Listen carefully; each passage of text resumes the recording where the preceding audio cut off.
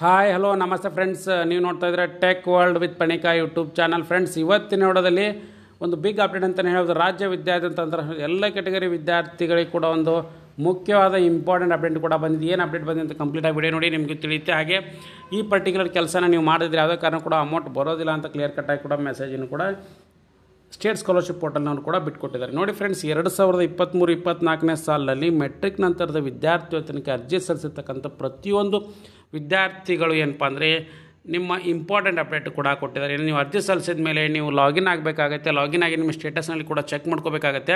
Check ಮಾಡ್ಕೊಂಡಾಗ ಆ particular ವಿದ್ಯಾರ್ಥಿದ status ಏನಾದರೂ ನೋ ಅಂತ ಇದ್ದರೆ ಯಾವುದೇ ಕಾರಣ ಕೂಡ ಅಮೌಂಟ್ ಬರೋದಿಲ್ಲ, ಮತ್ತು ಅದ್ರ ಜೊತೆಗೆ ಎಸ್ ಅಂತ ಇತ್ತಂದರೆ ಅವ್ರಿಗೆ ಅಮೌಂಟ್ ಬರುತ್ತೆ ಅಂತ ಕ್ಲಿಯರ್ ಕಟ್ಟಾಗಿ ಕೂಡ ತಿಳಿಸ್ಕೊಟ್ಟಿದ್ದಾರೆ. ಹಾಗಾಗಿ ಏನದು ಎಸ್ ನೋ ಅಂತಂದರೆ ಇಲ್ಲಿ ನೋಡಿ ಫ್ರೆಂಡ್ಸ್, ಸ್ಟೂಡೆಂಟ್ ಸ್ಕಾಲರ್ಶಿಪ್ ಸ್ಟೇಟಸ್ ಅಂತ ಇದೆಯಲ್ಲ, ಈ ಪರ್ಟಿಕ್ಯುಲರ್ ಟ್ಯಾಬ್ನಲ್ಲಿ ಹೋಗಿ ನೀವು ಕ್ಲಿಕ್ ಮಾಡ್ಕೊಂಡಾಗ ಆ ಪರ್ಟಿಕ್ಯುಲರ್ ವಿದ್ಯಾರ್ಥಿದ ಅಕಾಡೆಮಿಕ್ ಇಯರ್ನ ಸೆಲೆಕ್ಟ್ ಮಾಡ್ಕೋಬೇಕಾಗತ್ತೆ.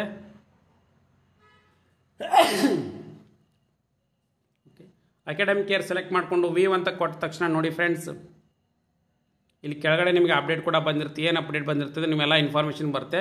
Aadhaar seeded with bank yes or no ಅಂತ. ಇಲ್ಲಿ ನೋ ಅಂತ ಇದೆ ಅಂದರೆ ಅರ್ಥ ಇದೆ ಎಸ್ ಮಾಡಿಸ್ಕೋಬೇಕಾಗುತ್ತೆ. ನಿಮ್ದು ಆಧಾರ್ ಸೀಡಿಂಗ್ ಆಗಿದೆಯಲ್ಲ ಒಂದ್ಸರಿ ಕ್ರಾಸ್ ವೆರಿಫೈ ಕೂಡ ಮಾಡಬೇಕಾಗುತ್ತೆ.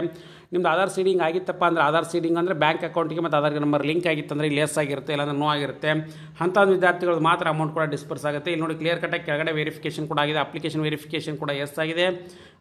ಅಪ್ರೂವ್ಡ್ ಫಾರ್ ಎಲಿಜಿಬಲ್ ಎಸ್ ಅಂತ ಬಂದಿದೆ. ಮತ್ತು ಅದ್ರ ಜೊತೆಗೆ ಪೇಮೆಂಟ್ ಏನಿದೆಯಲ್ಲ ಇಲ್ಲಿ ಬರಬೇಕಾಗಿತ್ತು ಪುಸ್ಟ್ DBT ಮತ್ತು ಅಮೌಂಟ್ ಇಲ್ಲಿ ಮೆನ್ಷನ್ ಆಗಬೇಕಾಗಿತ್ತು. ಅಂದರೆ ಇಲ್ಲಿ ಏನಾಗುತ್ತೆ ಅಂದರೆ ನಿಮಗೆ ಆಟೋಮೆಟಿಕ್ಲಿ ಅಪ್ಲಿಕೇಶನ್ಸು ಇಲ್ಲಿ ಆಧಾರ್ ಸೀಡೆಡ್ ಬ್ಯಾಂಕ್ ಅಂತಿತ್ತಂದರೆ ಅಲ್ಲಿ DBTನಲ್ಲಿ ಕೂಡ ಎಸ್ ಆಗುತ್ತೆ. ನಂತರ ಅಮೌಂಟ್ ಕೂಡ ನಿಮ್ಮ ಯಾವ ಆಧಾರ್ ನಂಬರ್ ಲಿಂಕ್ ಇರ್ತಕ್ಕಂಥ ಬ್ಯಾಂಕ್ ಅಕೌಂಟಿಗೆ ಕೂಡ ಕ್ರೆಡಿಟ್ ಆಗುತ್ತೆ ಫ್ರೆಂಡ್ಸ್. ಹಾಗಾಗಿ ಒಂದ್ಸರಿ ನೋಡಿ, Aadhaar is financial address for payment, hence it's mapping Aadhaar is bank account NPCI mapping ಮಾಡೋದು ಕಡ್ಡಾಯ ಮಾಡಿದ್ದೀವಿ. ಪೇಮೆಂಟ್ ಮಾಡಬೇಕಾಗಿತ್ತು ಮ್ಯಾಂಡೇಟ್ರಿ ಆಗಿ. ನೀವೇನಪ್ಪ ಅಂದರೆ Aadhaar linked with bank account ಕೂಡ ಮಾಡಿಸ್ಬೇಕಾಗುತ್ತೆ. ಇಲ್ಲಿ ನೋಡಿ ಕ್ಲಿಯರ್ ಕಟ್ಟಾಗಿ ತೋರಿಸಿದ್ದೀನಿ. ಇದು ಇವತ್ತಾನೆ ಬಂದಿರತಕ್ಕಂಥ ಒಂದು ಬಿಗ್ ಅಪ್ಡೇಟ್ 1/2/2024 ಫೆಬ್ರವರಿ 1, 2024. ಹಾಗಾಗಿ ನೀವೇನು ಮಾಡಬೇಕಾಗುತ್ತೆ ಅಂದರೆ ಆಧಾರ್ ವೆಬ್ಸೈಟಿಗೆ ಹೋಗಿ ಇಲ್ಲಿ ನೋಡಿ, ಇಲ್ಲಿ ನೀವು ಕ್ಲಿಕ್ ಮಾಡ್ಕೋಬೇಕಾಗುತ್ತೆ. ಇಲ್ಲಿ ನೋಡಿ ಕ್ಲಿಯರಾಗಿ ತೋರಿಸ್ತೀನಿ. ಈ ಲಿಂಕ್ನು ಕೂಡ ಹಾಕಿರ್ತೀನಿ. ಬ್ಯಾಂಕ್ ಸೀಡಿಂಗ್ ಸ್ಟೇಟಸ್ನ ಕ್ಲಿಕ್ ಮಾಡ್ಕೋಬೇಕಾಗುತ್ತೆ. ಇಲ್ಲಿ ಕ್ಲಿಕ್ ಮಾಡ್ಕೊಂಡಾಗ ನಂತರ ಇಲ್ಲಿ ಏನಪ್ಪ ಅಂದರೆ ನಿಮ್ಮದು ಇದನ್ನ ನಂಬರ್ನ ಕೂಡ ಹೊಡಿಬೇಕಾಗತ್ತೆ.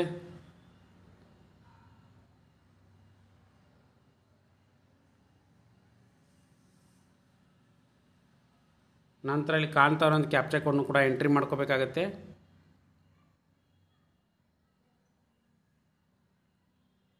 ನಂತರ ಸೆಂಡ್ OTP ಅಂತ ಕೊಟ್ಟ ತಕ್ಷಣ OTP ಕೂಡ ಬರುತ್ತೆ. ನಂತರ OTPನ ಕೂಡ ಇಲ್ಲಿ ಎಂಟ್ರಿ ಮಾಡ್ಕೋಬೇಕಾಗತ್ತೆ.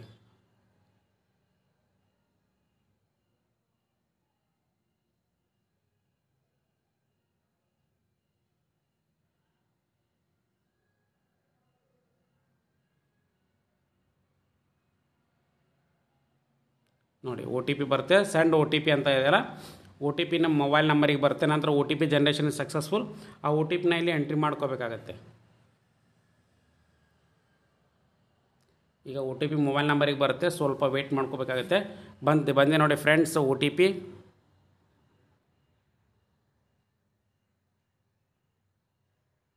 ಓಕೆ, ನಂತರ ಲಾಗಿನ್ ಅಂತ ಕೊಡಿ. ಲಾಗಿನ್ ಅಂತ ಕೊಟ್ಟ ತಕ್ಷಣ ಲಾಗಿನ್ ಆಗುತ್ತೆ. ಲಾಗಿನ್ ಆದಮೇಲೆ ನೀವು ಬ್ಯಾಂಕ್ ಸೀಡಿಂಗ್ ಆಗಿದೆ ಇಲ್ಲ ಅನ್ಸರಿ ಒಂದ್ಸರಿ ಕ್ರಾಸ್ ವೆರಿಫೈ ಮಾಡ್ಕೊಳ್ಳಿ. ಓಕೆನಾ, ಇಲ್ಲಿ ನೋಡಿ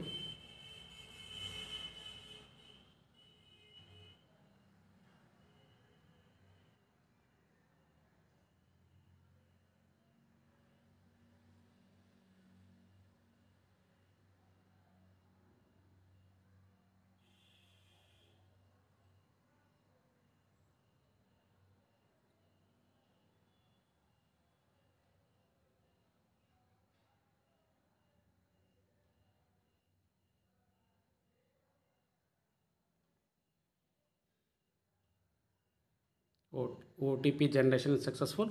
OTPನ ಕೂಡ ಎಂಟ್ರಿ ಮಾಡ್ಕೋಬೇಕಾಗತ್ತೆ. ಈಗ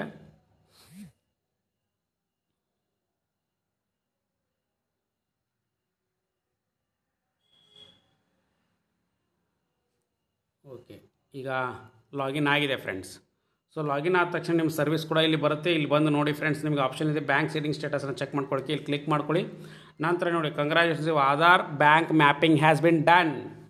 ಎಸ್, ಈ ಥರ ಬರಬೇಕಾಗುತ್ತೆ. ನಂತರ ಇಲ್ಲಿ ಏನಂದರೆ ಆ್ಯಕ್ಟಿವ್ ಇರಬೇಕಾಗುತ್ತೆ. ನಿಮ್ಮದು ಬ್ಯಾಂಕ್ ಸೀಡಿಂಗ್ ಸ್ಟೇಟಸ್ ಆ್ಯಕ್ಟಿವ್ ಇತ್ತಂದರೆ ಆಟೋಮೆಟಿಕ್ಲಿ ನಿಮ್ಗೆ ಏನಾಗುತ್ತೆ ಅಂದರೆ ಸೊ ನಿಮ್ಮ ಅಮೌಂಟು ನಿಮ್ಮ ಅಕೌಂಟ್ ಕೂಡ ಬರುತ್ತೆ. Information provide to link is fetched from the server National Payment Corporation of India NPCI mapping has been done yes ಅಂತ ಬಂದಿದೆ. ಸೊ ಹಾಗಾಗಿ ಈ ಥರ ಸ್ಟೇಟಸ್ ಬಂತಂದರೆ ನಿಮ್ಮ ಅಮೌಂಟ್ ಏನಾಗುತ್ತೆ ಅಂದರೆ ಆಟೋಮೆಟಿಕ್ಲಿ ಆಧಾರ್ ಅಕೌಂಟ್ ಮತ್ತು ಬ್ಯಾಂಕ್ ಅಕೌಂಟ್ ಸ್ಟೇಟಸ್ ಎಸ್ ಆಗಿರುತ್ತೆ. ನಂತರ ನೀವು ಇಲ್ಲಿ ಅಂದರೆ ಇಲ್ಲಿ ನಿಮ್ಮ ಸ್ಟೇಟಸ್ನ ಚೆಕ್ ಮಾಡ್ಕೊಂಡಾಗ ಇಲ್ಲಿ ಕೂಡ ನಿಮಗೆ ಎಸ್ ಅಂತ ಆಗುತ್ತೆ ಫ್ರೆಂಡ್ಸ್. ಸೊ ನಂತರ ನಿಮ್ಮ ಅಮೌಂಟ್ ಕೂಡ ನಿಮ್ಗೆ ಆಧಾರ್ ಬೇಸ್ಡ್ ಅಕೌಂಟ್ ಇರೋದ್ರಿಂದ ಸೊ ಇಲ್ಲಿ ಪುಷ್ DBT ಆದಾಗ ಎಸ್ ಆಗುತ್ತೆ, ನಂತರ ಅಮೌಂಟ್ ಕೂಡ ನಿಮ್ಮ ಅಕೌಂಟ್ ಕೂಡ ಜಮಾ ಆಗುತ್ತೆ ಫ್ರೆಂಡ್ಸ್. ಸೊ ಹಾಗಾಗಿ ಇದೊಂದು ಬಿಗ್ ಅಪ್ಡೇಟ್ ಅಂತ ಹೇಳ್ತಾ ಇದನ್ನು ಮಾಡಿಸೋದು ಮ್ಯಾಂಡೇಟ್ರಿ ಅಂತ ಎಲ್ಲ ವಿದ್ಯಾರ್ಥಿಗಳು ಕೂಡ ಏನಪ್ಪ ಅಂದರೆ ಕೇಳ್ತಾ ಇದ್ರು. ಹಾಗೆ ಅಪ್ಡೇಟ್ ಕೂಡ ಬಂದಿದೆ ಏನಂತ ಬಂದಿದೆ ತಿಳಿಸಿದ್ದೀನಿ.